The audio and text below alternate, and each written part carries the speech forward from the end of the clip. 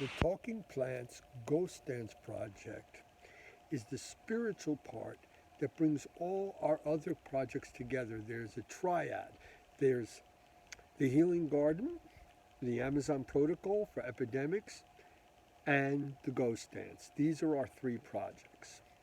And the Ghost Dance, although it has the spiritual aspect to it, it also has a very practical aspect, which is the tribes of the Americas, the people of the Americas, have been purposely divided by institutionalized conflicts, by borders that separate them, and by misery and attack and genocide upon them that for survival had pitted them against each other. And this needs to be healed because at the heart of the salvation of the human species on the land, it's the indigenous people that are leading the way, and they have always led the way. Let's be realistic. Indigenous people have been made fun of as tree huggers and ignorant primitives because they believed in nature, because they didn't believe in just industrial destruction to put money in bank books quickly that means nothing. But in the end, in the short term, they seem foolish by Western standards, but in the long term, which is really short in history, they were 100% right. So they've always been right about this, and we have to be aware of that. So the ghost dance is a ceremony, a ritual about bringing the tribes and all the people, because this is not about bloodline. This is about the spirit, the totem spirit, which is alive in the soil of the Americas. And what it does, it makes a bridge. It's a way to bring all the peoples together, the indigenous people of the Americas and all the people who are part of the nature and the earth of the Americas together. So we have a combined force instead of the divide and conquered, which has been so destructive to the human race. And this is the practical part of it. And a very interesting example of this is what I have found meeting young people from different Native American communities through the Americas that have traveled, let's say, to South America or to Oaxaca to experience a theogenic sacraments of the people there. And by doing so, realize that the missing pieces of their own culture that have been forgotten in time and by modernization, that these plants hold this knowledge. So they mentioned to me, quite a few young people mentioned to me, that they feel that maybe this is like Native American appropriation within their own community because, let's say, they're from Canada and the plant grows in Brazil. But what I tried to explain to them is that what I realize is that it was the outsiders that put up these borders. The Americas were once all connected by one giant mycelia.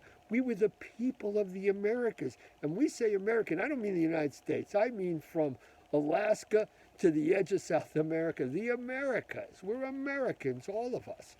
And the ghost dance was created by Quetzalcoatl, the plumed serpent, to unite people at the end of the fifth world, where we could destroy ourselves by our own ignorance, that we would have an awareness come to us and we would start to heal the planet. And this was taught to me by the Lakota sage John Faya Lame Deer, who said he does not believe that any politicians or the scientists they hire to prove their lies are true are going to help us. We need to find the steps of the ghost dance. And that's what this is about.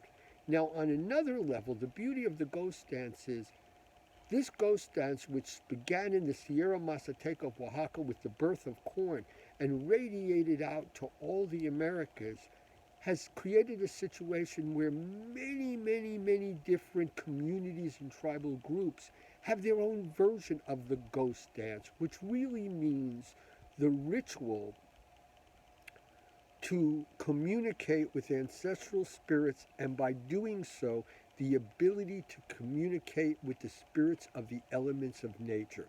the thing that civilization has forgotten and is destroying us.